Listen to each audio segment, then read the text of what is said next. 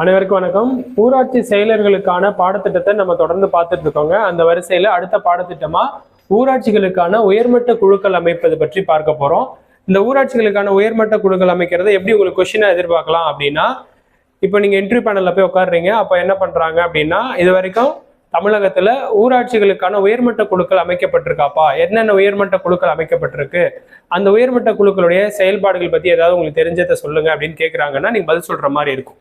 ஓகேங்களா? ஸோ அதுக்காக இதுக்கு வந்து நம்ம பாடமா நடத்தி கொடுக்கறதோட இல்லாம ஆன்லைன் வகுப்புகளும் போது அதுல வேணுன்றவங்க கீழே ஒரு எண் போகும், தொடர்பு கொள்ளுங்க. ஸோ இப்போ இந்த உயர்மட்ட குழுக்கள் பத்தி பார்ப்போம். இந்த ஊராட்சிகளுக்கான உயர்மட்ட குழுக்கள் அமைப்பதற்கான நோக்கம் என்ன அப்படின்றதான் இப்போ முதல் பாயிண்டா பார்க்கணும். இது அமைக்கிறதுக்கான நோக்கம் என்னன்னா, உள்ளாட்சி அமைப்புகளுக்கு அரசால் அளிக்கப்பட்ட அதிகார பரவலாக்கத்தின் செயல்பாடுகளை ஆராய்வது தான் இதோடைய முதல் நோக்கம். ஸோ அப்போ அதிகார பரவலாக்கத்தை தான் ரிப்பன் பிரபு என்ன பண்ணியிருந்தாரு அப்படின்னா, கொடுக்கணுன்றதுக்காக உள்ளாட்சி அமைப்புகளை கொண்டு வந்தாரு. ஸோ அது சிறப்பாக செயல்படுதா அப்படின்னு ஆய்வு பண்றாங்க இந்த உயர்மட்ட குழுக்கள். இரண்டாவது என்னன்னா, மத்திய அரசு மற்றும் மாநில அரசுகளுடைய திட்டங்கள், நிறைய ஊராட்சி பகுதிகளில் நலத்திட்டங்களை ரெண்டு கவர்மெண்ட்டுமே அப்ளை பண்றாங்க. அது எந்த அளவுக்கு பெனிஃபிட்டா இருக்கு, அதனால மக்களுக்கு பலன் கிடைச்சிருக்குதா கிடைக்கலையா, இல்லை அதுல ஏதாவது குறைபாடுகள் இருக்குதா அப்படின்னு ஆராய்ந்து ரிப்போர்ட்டை மாநில அரசு கொடுத்துருவாங்க. அதன் அடிப்படையில மாநில அரசு அந்த திட்டத்தில் ஏதாவது சில விஷயத்தை சரி பண்ணணும்னா நினைச்சா சரி பண்ணுவாங்க. ஸோ அதை தான் இந்த உயர்மட்ட குழுக்கள் அமைப்பதற்கான நோக்கமா எடுத்துக்கணும். ஸோ அப்படி இந்த உயர்மட்ட குழுக்கள் இது வரைக்கும் 3 குழுக்கள் அமைக்கப்பட்டிருக்கு. ஸோ முதல் குழு எது அப்படின்னு பார்த்தீங்கன்னா, 1996 அமைக்கப்பட்ட திரு எல்சி ஜெயின் குழு அப்படிங்கிறது அமைக்கப்பட்டுச்சு. இந்த குழு 97 ரிப்போர்ட் சமர்ப்பிச்சாங்க.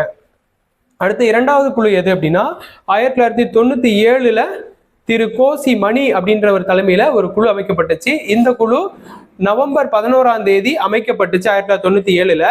ஆனா அறிக்கை சமர்ப்பித்தது எப்போ அப்படின்னா, 1999 ஜனவரி 11 தான் இந்த குழு அறிக்கை சமர்ப்பிச்சாங்க. இதுல இருந்தெல்லாம் கொஸ்டின்ஸே கொஞ்சம் கம்மியா தான் இருக்கு. இருந்தாலும் இது எப்போ அமைக்கப்பட்டுச்சுன்றது மட்டும் பாத்துங்க. முதல் குழு இரண்டாவது குழுன்னு மட்டும் பாத்துக்கங்க.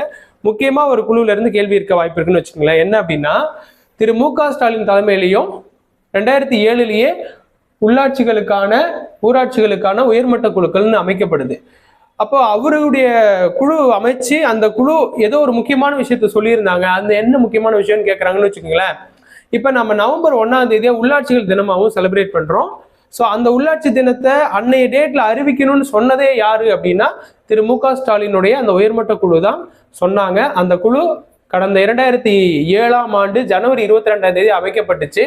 அந்த குழு தனது அறிக்கையை சமர்ப்பிச்சது அதே ஆண்டுல சமர்ப்பிக்கிறாங்க. அப்படி சமர்ப்பிக்கும் போது அவங்க என்ன சொல்றாங்க அப்படின்னா, ஒவ்வொரு வருஷமும் இனிமேல் நவம்பர் 1 உள்ளாட்சி தினமா செலிப்ரேட் பண்ணலாம் அப்படின்னு ஒரு அதுல அறிக்கையில் எழுதி வச்சிருந்தாங்க. ஸோ அதை வந்து என்ன பண்றாங்க கவர்மெண்ட் அப்படின்னா, அந்த அறிக்கையை ஏத்துக்கிட்டு 2007 அக்டோபர் 26 அன்னைய டேட்ல அறிவிக்கிறாங்க. என்ன அறிவிக்கிறாங்க அப்படின்னா, இனிமே ஒவ்வொரு வருஷமும் நவம்பர் 1 உள்ளாட்சிகளுக்கான தினமா நம்ம அனுசரிக்கலாம் அப்படின்னு அரசாங்கத்தினுடைய அரசாணை ஒன்று பிறப்பிக்கிறாங்க. அது மட்டும் இல்லாம அந்த குழு இன்னொரு முக்கியமான விஷயத்தையும் பரிந்துரைச்சிருந்தாங்க. அது என்ன அப்படின்னா, ஊராட்சிகளை கௌரவிக்கிற விதமா, அதாவது தமிழ்நாட்டில் இருக்கக்கூடிய அனைத்து ஊராட்சிகள்லையுமே சிறப்பாக செயல்படுற ஊராட்சிகளை கண்டுபிடிக்கணும். அந்த ஊராட்சிகளை கண்டுபிடிச்சு என்ன பண்ணணும் அப்படின்னா, உத்தமர் காந்தி ஊராட்சி விருது அப்படின்னு அந்த ஊராட்சிக்கு வழங்கலாம் அப்படின்னு அந்த குழு பரிந்துரைச்சிருந்தது. அதன் அடிப்படையில் 2006 2007 இருந்து தமிழ்நாடு அரசு என்ன பண்றாங்கன்னா, தமிழ்நாட்டில் செயல்படுற சிறந்த ஊராட்சிகளை கண்டுபிடிச்சு அவங்களுக்கு உத்தமர் காந்தி ஊராட்சி விருது அப்படின்னு ஒவ்வொரு ஆண்டும் வழங்கிட்டு வராங்க. ஸோ இது மாதிரி அடுத்த ஒரு பயனுள்ள பாடத்திட்டத்தோட சந்திக்கிறேன். நன்றி, வணக்கம்.